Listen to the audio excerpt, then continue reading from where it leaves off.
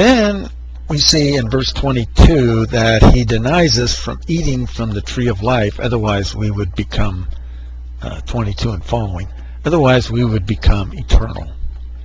And so right there we have an idea in the first 3 chapters that we are not eternal unless we eat from the tree of life.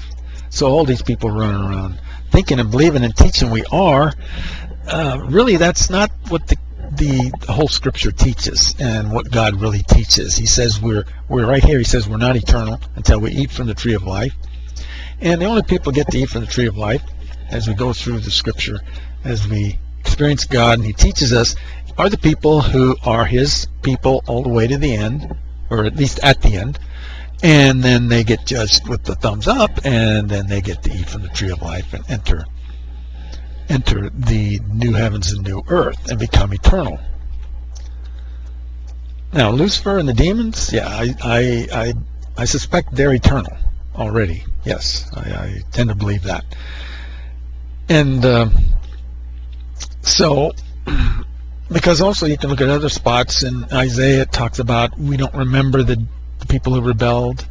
Their spirits don't rise, but spirits of his people do rise.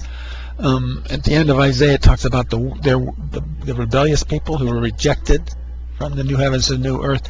Their worm never dies, their fire never goes out, which simply means, in a kind of a poetic way, they never come back to life.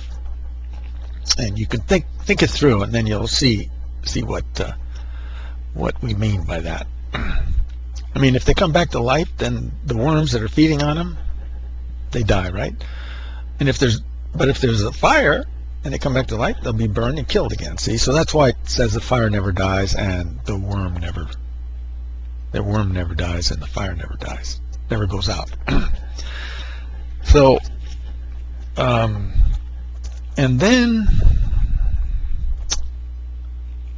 so here we have also in chapter 4 where Cain brings an offering to the Lord and Abel brings an offering. And Abel's offering is accepted and Cain's is, you might say, rejected, looked on unfavorably, as opposed to, now Abel brings the fat portions of the flock, I think his flocks, whereas Cain just brings some fruit of the ground. He doesn't apparently bring the best. And as far as eating goes, I don't think fruit would be considered necessarily the best thing on a table. I think the meat generally is considered that, especially in those days when it was kind of hard to come by, maybe more expensive to, I mean, even today all over the world, many people, meat is the big deal at the table. So if you're going to bring somebody something as a present, why bring something you just happen to have when you can trade that for something really good? Bring that. But anyway, so there's a lesson there. If we're going to come to God, don't come half-stepping. Oh God, yes, I want your help. I want a relationship with you. I want to walk in your spirit and experience your love and so on and so forth. But when it's convenient, when I want to, if it's easy, if it's not too hard, that's kind of doing the Cain thing. God's not going to look on this favorably, this kind of attitude towards him and his plan, his work, his family. But if we come with this attitude, if you're really there and you're powerful and you're in charge and you're good and you got some kind of reward and you'll give me proof and evidence about it, so I know I'm connected to the right God, right religion, I'll give my whole life, everything's on the table, whatever you want of me, my wealth, my life, my family, my friends, my work, anything. Now that's a great attitude to come to God with. That will probably, I would say, if not definitely, eventually result in some really good things eventually over time. And that's kind of the attitude I came to him with. I think it was fairly close to that at one point, initial point. I came with that attitude. I didn't know if God was there. I didn't know if he existed. I hoped he did. I hoped he was good. I hoped he had a great plan. I hoped he had some kind of reward for us at the end of the day, even if we had to suffer. And I wanted to connect with this God if he was there, and have a relationship with him and fit into his plan and his family and whatnot. If he was there and he had proof and evidence and so on and so forth. And so I prayed something like that 3 times, and then he came through for me. About 7 years later, he started answering the prayer. I didn't get all angry because I wasn't getting in a huff. I was kind of patiently waiting and hoping.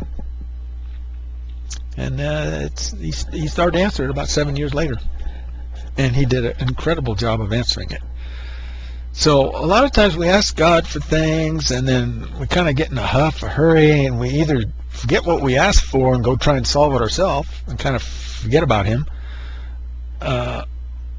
or we get maybe angry. Oh, he didn't answer me. I prayed this 6 months ago, or 3 months ago, or 2 weeks ago, or 5 years ago, and I didn't get no answer. I'm angry. No, this is not the right attitude. This is the wrong attitude when trying to deal with God and eternity. It might be one thing if you were to pray, ask God to guide you and show you the truth, and then you waited 100 years and you didn't get anything, and you're on your deathbed and you still don't have anything. That might be one thing, but I generally feel he's not that kind of a capricious God who'll just, let you go to the last second. Although there was a thief on the cross. So whatever it takes, if it is the last second, still have a good attitude, and if the attitude is good enough, there's willingness there, real sufficient willingness, whatnot, I believe he'll come through.